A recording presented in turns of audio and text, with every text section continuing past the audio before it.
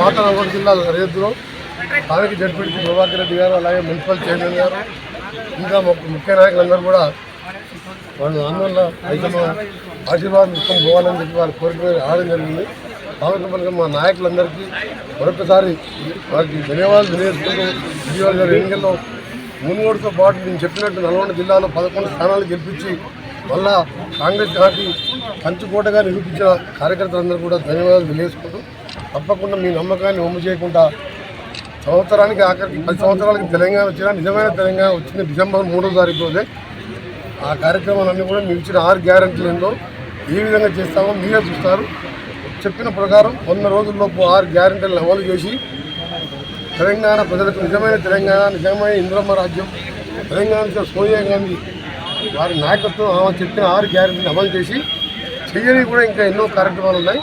అవన్నీ కూడా ముఖ్యమంత్రి గారితో చర్చించి ముఖ్యంగా నల్గొండ జిల్లాకు సంబంధించిన పెండింగ్ ప్రాజెక్టు కానీ అవన్నీ పూర్తి చేసే బాధ్యత మా శాసనసభ్యులతో పాటు మేమందరం కూడా తీసుకొని 2 మంత్రులు సీనియర్ మంత్రులు ఉన్నాం. ముఖ్యమైన శాఖలన్నీ కూడా మా దగ్గర ఉన్నాయి. తప్పకుండా నల్గొండ జిల్లాని అన్ని రంగాల్లో అభివృద్ధి చేయడం మా లక్ష్యం. పాత నల్గొండ జిల్లా రైతులు స్థానిక జడ్పీటీ ప్రభాకర్ రెడ్డి గారు, అలాగే మున్సిపల్ చైర్మన్ గారు, ఇంకా ముఖ్య నాయకులందరూ కూడా వాళ్ళు ఆందోళన అయితే మా ఆశీర్వాదం ఇష్టం పోవాలని చెప్పి వారి కోరిక ఆడడం జరిగింది.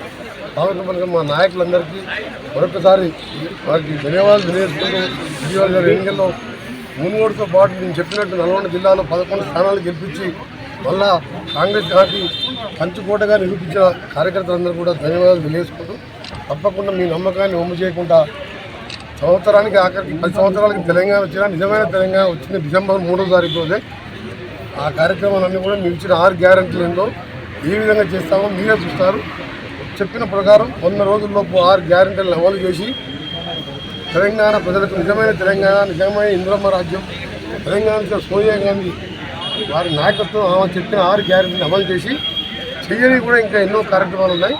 అవన్నీ కూడా ముఖ్యమంత్రి గారితో చర్చించి ముఖ్యంగా నల్గొండ జిల్లాకు సంబంధించిన పెండింగ్ ప్రాజెక్టు కానీ అవన్నీ పూర్తి చేసే బాధ్యత మా శాసనసభ్యులతో పాటు మేమందరం కూడా తీసుకొని 2 మంత్రులు సీనియర్ మంత్రులు ఉన్నాం. ముఖ్యమైన శాఖలన్నీ కూడా మా దగ్గర ఉన్నాయి. తప్పకుండా నల్గొండ జిల్లాని అన్ని రంగాల్లో అభివృద్ధి చేయడం మా లక్ష్యం.